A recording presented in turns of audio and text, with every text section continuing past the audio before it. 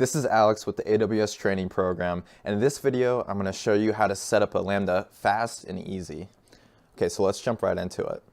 So let's open up the Lambda. Let's go ahead and create a new one. Let's just call it test. Let's go with node 610.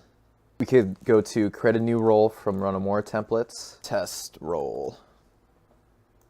Okay, so you can just create it, and you don't have to necessarily set a policy template for it.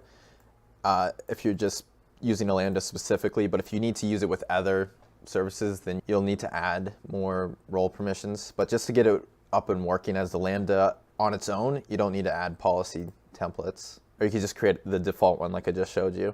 Okay, so this is the Lambda function. If we scroll down a bit, you can see the example function code.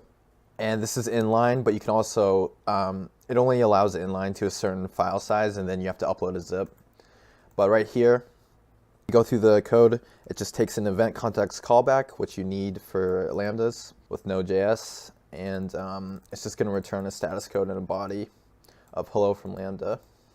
One thing that I usually change when I'm working with Lambdas is the timeout down here. It can be easy to miss, and if you're running code, it can easily go over this 3-second timeout. So I usually just set it to 30 seconds. That's usually enough time. You can increase it, of course, if you need to. And also memory here.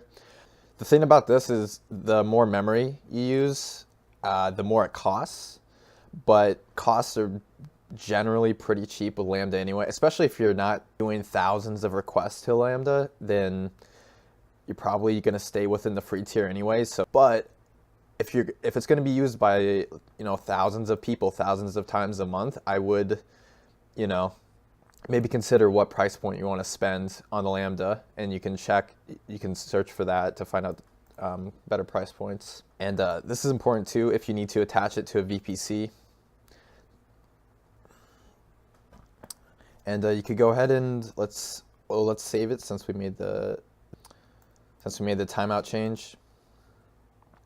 Okay, and now this is how you go ahead and test it. And when you click test the first time, it's going to ask you to configure a test event. So it'll send this payload into the object or into the Lambda. But for the test one, it doesn't matter what value we send in. And click create.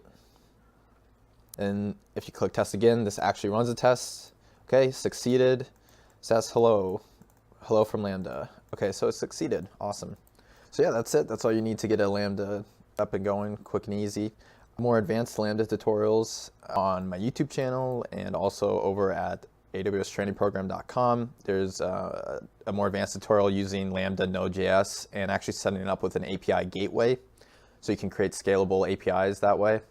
So you can go sign up there for free. It's a 7-day free trial, and you want more AWS videos, subscribe for more, and thank you for watching.